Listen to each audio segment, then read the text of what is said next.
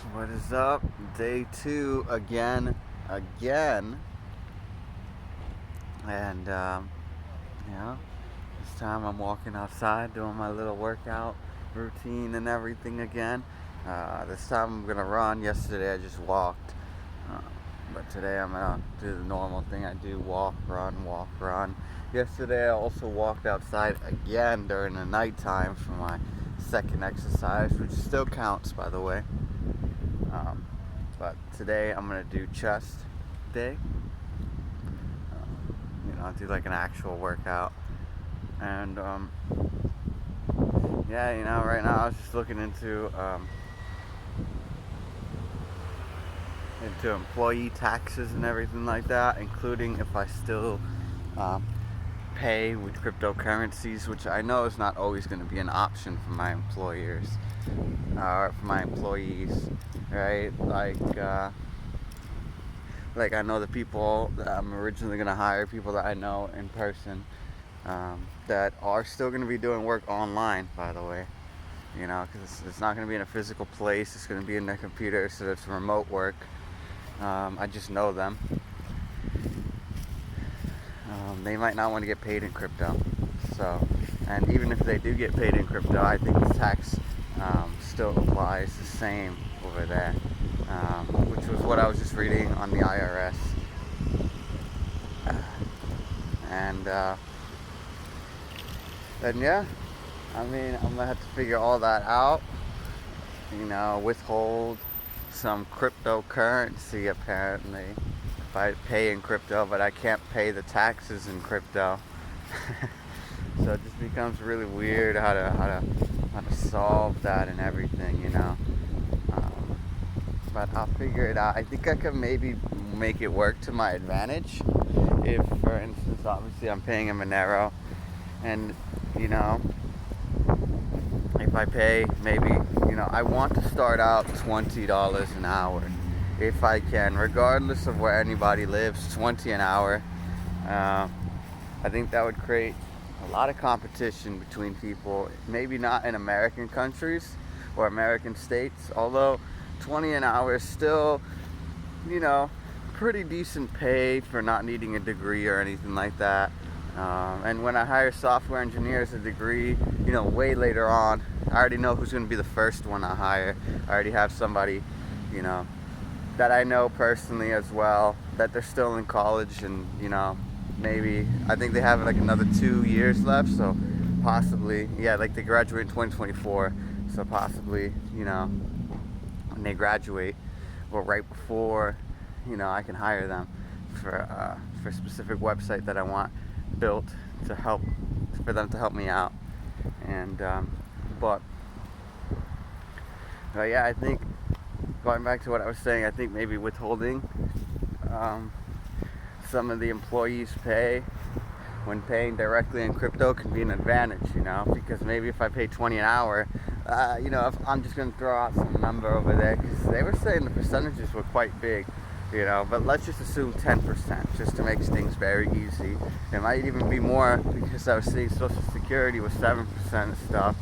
And it's weird, because if I'm hiring remote workers and they don't live in the United States, do I still have to withhold taxes for Social Security? So it becomes one of those weird concepts. Do I have to actually verify everybody's identity when hiring employees that are remote workers that can be working from anywhere? It becomes one of those questions, because if I have a choice of whether or not to identify people, I choose not to. I don't really think that needing to know the person really should matter. What should matter is can they do the work, and are they reliable? But if I have to withhold taxes for whatever reason, I think it could be an advantage, because, let's say it's $20 and I have to withhold maybe 10%. That's $2, right, per hour, right, or something like that. Let's just say, make it easy. I want to pay people like $600 a week, dollars, US dollars, and if I have to hold 10% of that, which is like $60,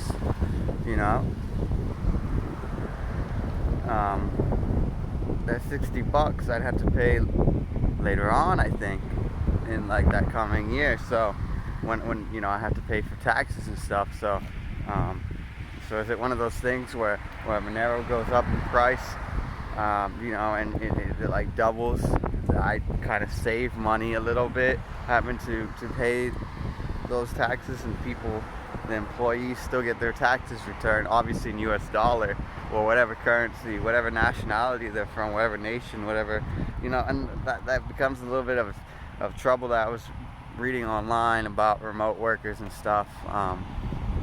But I'm still working on it, and I know I said that that I was going to release the website without encryption regardless. I'm about to post it up today. I configured the server and everything, but I think even if it takes me an additional 2 weeks or something to implement, I'd rather implement that end-to-end encryption, because I don't want the IRS or anybody coming in and, you know, looking at all the information that they don't need to look.